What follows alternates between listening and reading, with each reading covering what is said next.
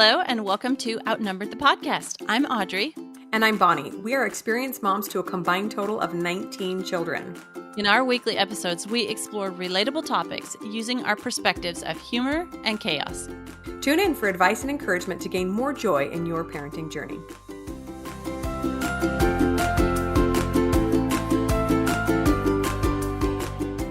Hey everybody, welcome back to Outnumbered. We are thrilled to have another guest episode for you guys today. Welcome to Lisa Andrews. Thanks for joining us, Lisa. Hey, thanks for having me. So I actually have the privilege of knowing Lisa in real life, and she is a gem. She is one of those quiet types that is silently hilarious when you get to know her, that she's really, really fun to talk to. And we've done some traveling together, and Lisa is actually an expert on travel. So Lisa, why don't you give us a little intro about yourself? Okay, well, thanks for having me here. It is kind of funny to think I'm an expert on traveling, but I guess self-proclaimed expert because I do have a podcast all about family travel over at This Travel Tribe. And I really just love sharing tips that help families get out and travel more and make it easier for them. I do have 3 kids, and we have traveled with our kids all throughout all different ages. They unfortunately are now older, and our youngest just left for college, which is a little bit sad. I should have been more like you two and had a bunch of kids instead of just 3, because then I'd still have a house full of kids. But we still enjoy them, and we still get together with them, and they still come home. And whenever we plan a trip, they're always willing to join us. So, but we have done lots of travel, and so I'm excited to be here today and hopefully share some tips with your listeners. I was going to say, with adult kids, I bet they are willing to come travel with you, especially once they're out in the real world and they realize how much everything costs, and maybe mom and dad are footing the bill for the trip. Like I remember going on trips when mom would be like, "Hey, you guys want to come to this thing?" Absolutely. Something to get out of the house that we don't have to pay for. I know our kids are like, "We're really feeling like we need to go to Disneyland." I'm like, "Oh, you are? Really? You're just feeling that, huh?" So we'll see if they get their way or not.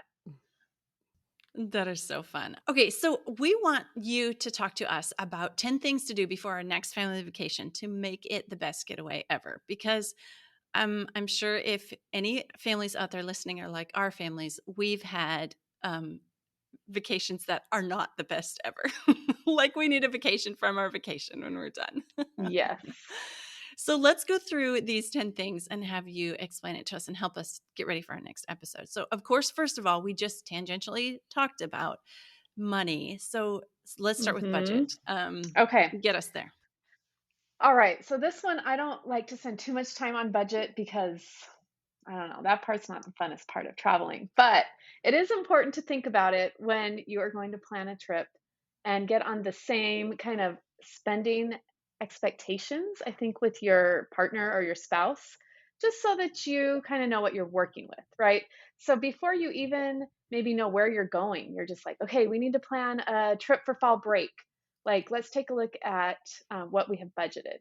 And budgets are going to vary totally on all different spectrums for different people. So it's hard for me to say, oh, you should budget this for a fall break trip.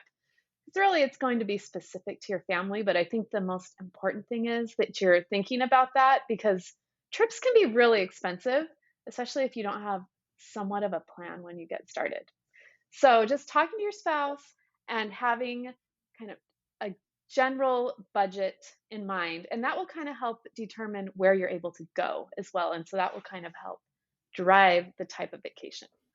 Well, exactly. And who can enjoy their vacation if they're worrying about how much money they're spending ahead of time? Right. And if you've already planned for it, saved for it, and you have that money in the account and it's ready to go, like you can just kind of relax and enjoy and order the pizza and do the zip line and do all the fun things that you want to do because you already know that you have the money for it. So it's not a stress. I love this idea of planning first thing, knowing how much you're going to spend, at least roughly. When we plan our trips ahead of time, we like to look at the entire year. And very often there's like one big trip that we're planning on, big meaning larger budget, and a couple of little ones, which is a really good reminder that, oh, remember this spring break or whatever, that's going to be one of the little ones. We're going to do things a little bit on the cheap because in the summer we're going to do this big one. So getting on the same page, I think, is a huge, huge benefit for sure. Okay, so you mentioned budget before you even pick where you're going to go. So let's go into that. How do you choose the right destination? I think so. Yeah. Okay, so like I had said, the budget can drive where you're going to go. But for us, I think our family kind of has a short bucket list or wish list that we've always had running about where we want to go. And so when we know, okay, it's spring break coming up and we've been wanting to do a cruise to Mexico, like the timing's really going to work out and we have the budget for that. So that would be really fun. Um, but I think with families, it's important to think about the type of destination. Like personally, I wouldn't take a family with like 5 kids under 5 and go to Paris. Like for me, that just doesn't sound like a lot of fun, right? I mean, maybe for you it is, and it would totally work for some people, but just thinking about what destination kind of fits your family style. Like, do you want to go to an all inclusive, or do you want to go to a beach, or do you want to go to the mountains and hike, or do you maybe want to try an amusement park this time? And so just kind of having a list of things you think works for your family at your kids' certain ages, I think can be really helpful and kind of helping guide what you want to do. And the great thing about vacations is there aren't really rules, right? You can just think about what sounds fun and what fits in your budget and then go and do it. Like, and there's always going to be another vacation. So it's not like if you do an amusement park vacation this spring break, like then you'll never get to your beach vacation. Like there's always next year, right? So I don't think that you want to have this scarcity mentality around planning your vacations. Just like have your list and then kind of work off of it and take ideas from your kids, or from your friends that have done fun vacations that really worked out well for them. So asking around for different ideas from friends. But honestly, I think most of us here are probably fairly privileged living, in the United States, and we hear about lots of fun vacations to national parks or to like landmarks or to go to Washington D.C. or New York City. Like there's so many great options. I don't think you can go wrong.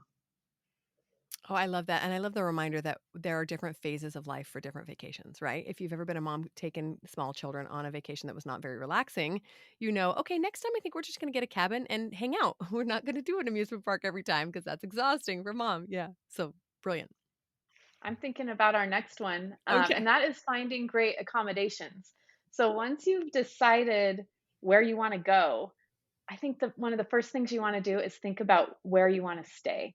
And for families, I think that differs than just a couple's trip. For us, we have loved finding vacation rental homes like through VRBO and Airbnb. I love having a kitchen when I travel, and I love having a washer and dryer. I think those two things can be game changers for just making it so much easier and more like less stress when you travel. So I highly suggest looking at those. I know some people are nervous about Airbnb. We've always had good experiences. So I think if you read a lot of reviews, if you message the owner with any questions you have ahead of time, it can really help like set it up to be a really successful experience. But then there are also a lot of hotel options, that families can find, like with different suites. Kind of, I personally, when we stay with kids, I don't like to all be in the same bedroom all together just because little ones go to bed at different times. And then if they go to bed, it's like, oh, okay, I guess we're going to turn off the lights now and everyone's going to go to sleep. So personally, I like to at least have a separate sleeping space for the kids, like a lot of Marriott's have like those like Homewood suites or something like that, where it's like a tiny little kitchen and family room and then doors and a bedroom. So looking for places like that, I think makes traveling with families so much more enjoyable for everyone involved.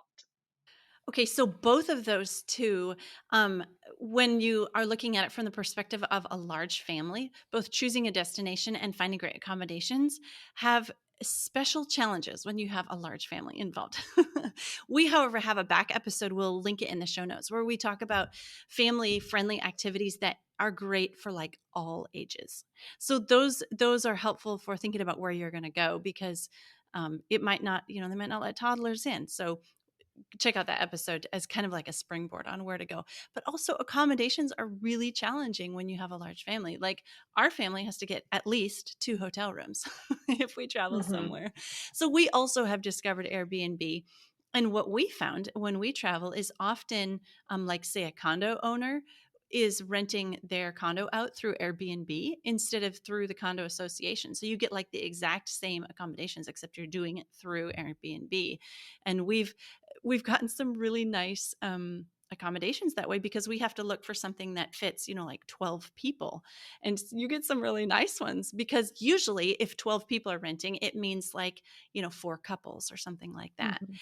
And so anyway, so it's really nice because 4 couples can afford more than one couple. But, anyway, just putting that out there that when we travel as large families, we do have just some little special considerations that we have to take into and keep in mind.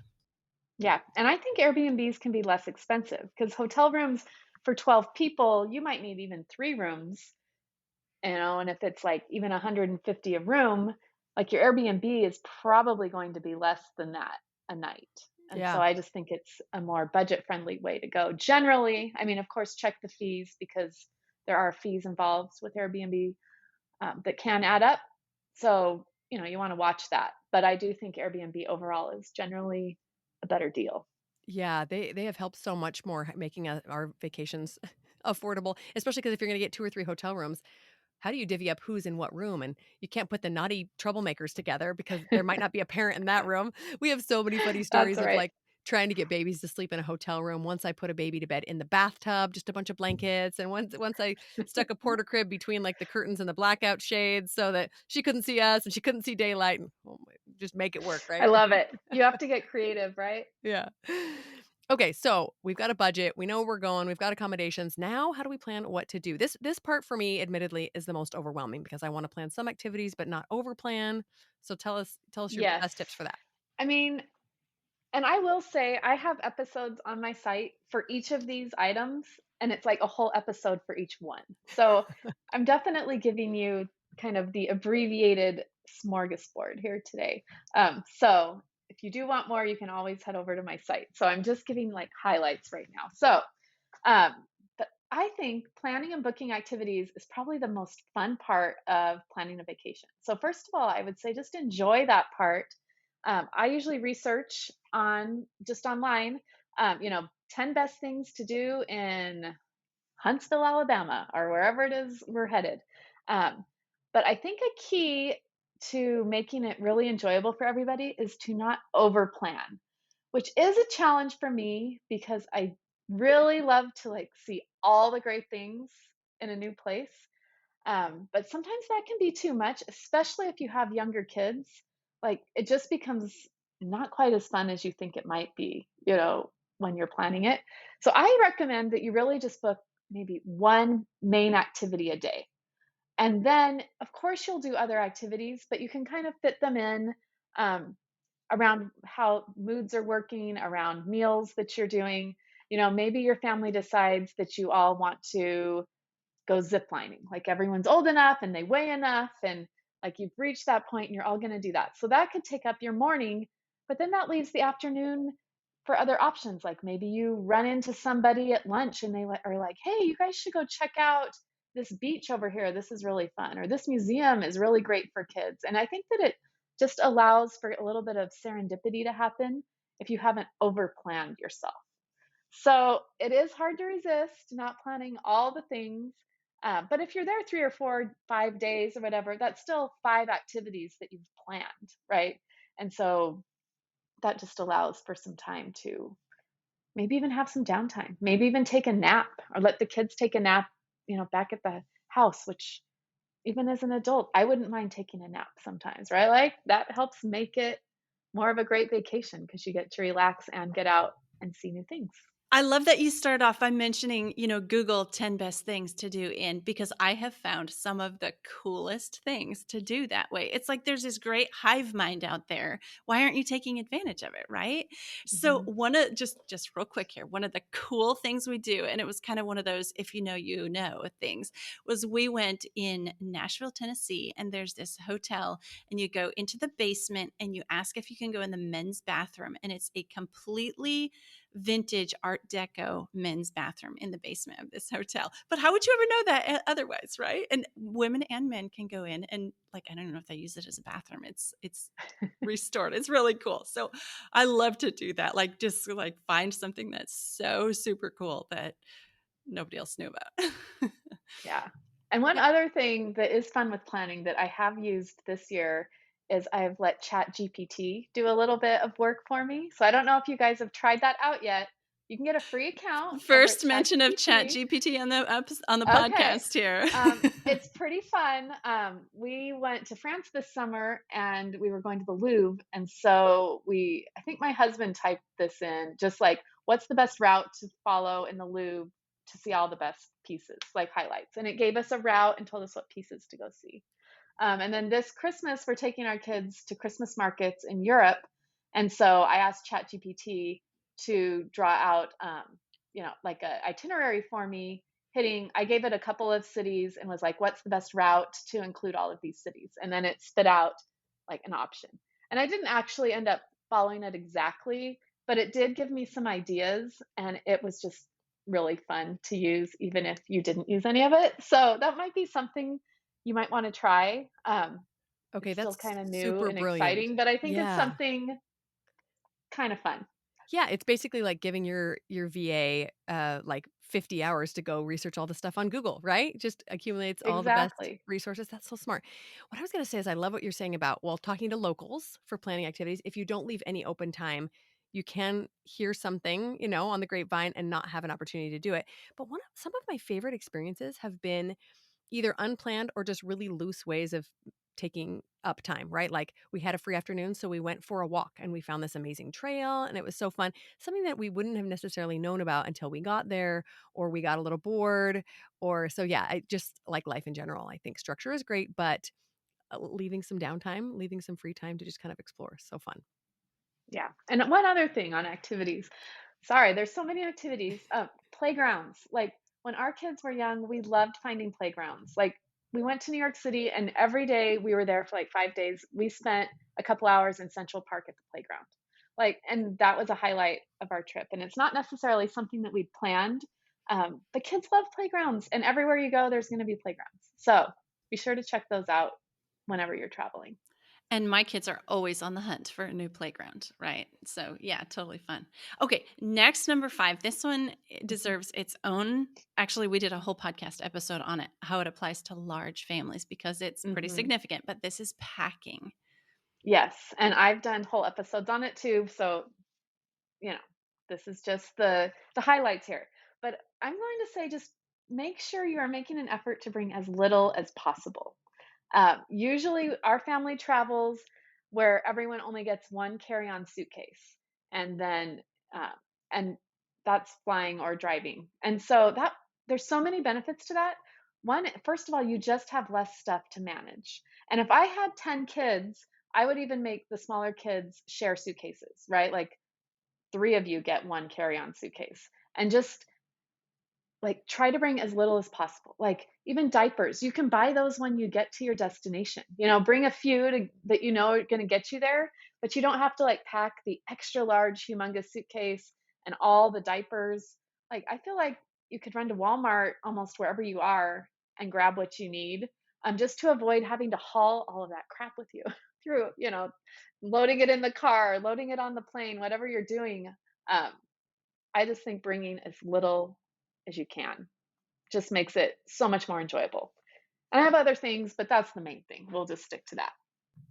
That should be like tattooed onto my forehead every time I plan for a trip. Now, I think by virtue I of the fact know. of having a large family, you whittle way down, right? Like, yeah, you 3 share a suitcase. Plus, they have Hmm. little clothes; they're fine. You can shove it in there, or whatever. We'll cram as many people in as few suitcases as possible. But when I travel by myself or with my husband, it's like, what I might need that, and I might need that. But so smart that things like even like deodorant, like, all right, so I can have a little travel size, or I could even get it when I get there. I don't have to pack Hmm. everything in the kitchen sink just in case, especially when I'm going to some civilized country that has Right. convenience stores. Brilliant. I know. Yeah. I mean, I have overpacked. I'm not saying I haven't, but since we have gone to this carry-on method, it's been so wonderful. Yeah. Yeah. You can So, also make a mad dash for a late plane, or you can, and heaven forbid it gets lost, which it always does at some point in your mhm. traveling journey, less stuff to lose. So smart. Exactly. I always have my stuff with me. So that's another bonus. Okay, so should we move on to number 6? Let's do it. All right. So next up is healthcare. When you're traveling with kids, someone's probably going to get sick, right? So there are just a few things to keep in mind. I would always bring your health insurance card along with you, or at least a picture. If you're going somewhere maybe more remote, um, but really anywhere you're going, look ahead and just see if there's an urgent care near where you're going to be, especially if your kids are really prone to getting sick, just so you kind of know what's in the area. For us, I know when our families traveled out of the country, sometimes our health insurance doesn't work out of the country. You kind of just assume it would, um, but you probably want to call your healthcare provider and just make sure that your health insurance is going to cover you if you're in Mexico or if you're in Canada or if you're going to Europe, wherever it is. And if they're not going to cover you, I recommend getting some travel insurance that at least includes, like, I don't know, the what catastrophe type coverage, right? Like, I don't know, your kid breaks their leg and needs surgery. Like, you definitely don't want to have to pay for that out of pocket in Mexico, or, just things like that. So we have bought travel insurance several times. Luckily, knock on wood, we've never had to use it. Um, but when we're doing these bigger trips out of the country, I think it's good to just make sure that you do have a healthcare plan in mind, um, just in case. And I think that just gives you peace of mind. And then also just bringing along a small little first aid kit, and I'd keep it basic.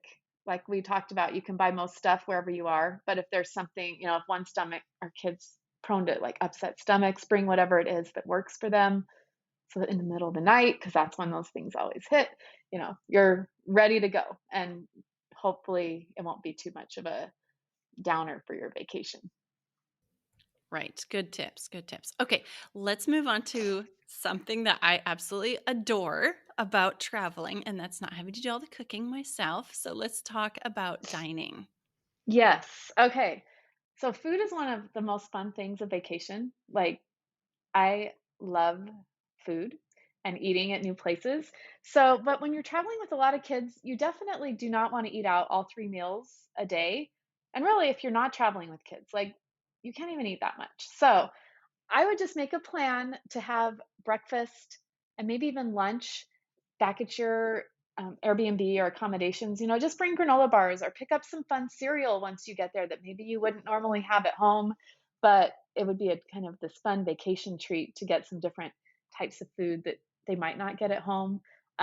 Make sandwiches for lunch or wraps that you can take with you, and then just pick a place to go out for dinner. I think that really works well when you're traveling with kids, because they don't want to sit down at restaurants 2 or 3 times a day. Like, that takes a lot of time and it takes a lot of money.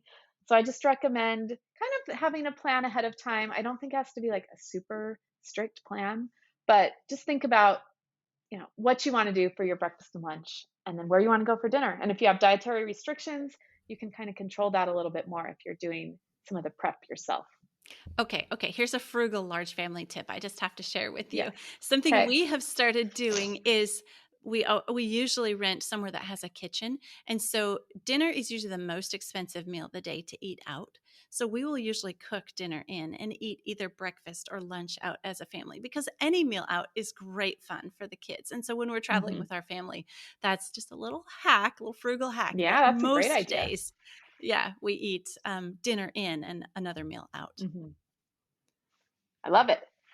Yeah, one thing I've noticed too is that for little kids, especially, dining out is not necessarily a fun experience, especially if it's unfamiliar food. The younger kids get kind of panicky, like, I don't know what this is. I don't Mhm. want this, even though I'm always up for eating out. So having at least a couple of meals, it, wherever you're staying can be like, okay, well, I know what toast is and I know what oatmeal is, and Yeah. I'll eat that.